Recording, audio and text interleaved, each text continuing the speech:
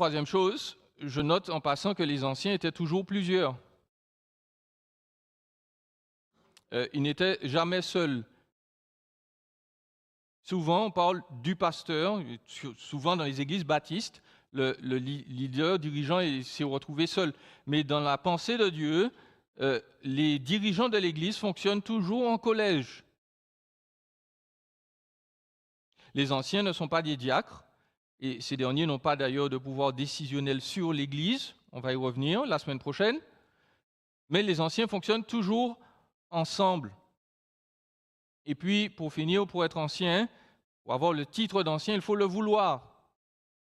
Si quelqu'un aspire, nous dit l'Écriture. Donc il y a un certain appel, il y a une certaine conviction profonde que Dieu nous attribue ce ministère, que nous devons aller dans cette direction.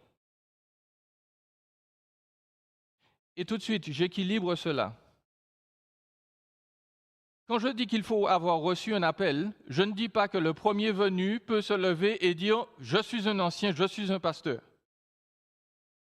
Je dis que Dieu a donné une liste de critères que l'Église, les anciens eux-mêmes qui sont déjà en place, examinent. Et les anciens se reconnaissent. L'Église, de même, reconnaît son ancien. Personne ne peut s'auto-proclamer ancien. Même les gens qui ont fondé des églises ne sont pas au-dessus de l'autorité de la parole de Dieu. Le jour où quelqu'un va fonder une église et ne correspondra plus aux critères donnés par l'Écriture, eh bien l'église devra lui dire très gentiment « tu ne pourras plus être notre ancien, notre pasteur ».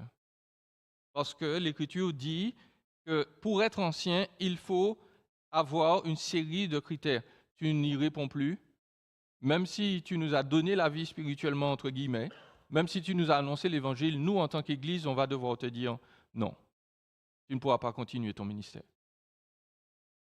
De sorte que l'Église n'est pas simplement supposée écouter sans réfléchir les anciens. Et vous avez noté que je vous fais souvent cette remarque, on doit lire l'Écriture. Et aujourd'hui en particulier, l'une des choses qu'il faudra retenir, c'est que vous, en tant qu'Église, nous, en tant qu'Église, nous avons la responsabilité d'examiner ce que dit l'Écriture vis-à-vis des anciens et de vérifier s'ils correspondent aux critères bibliques.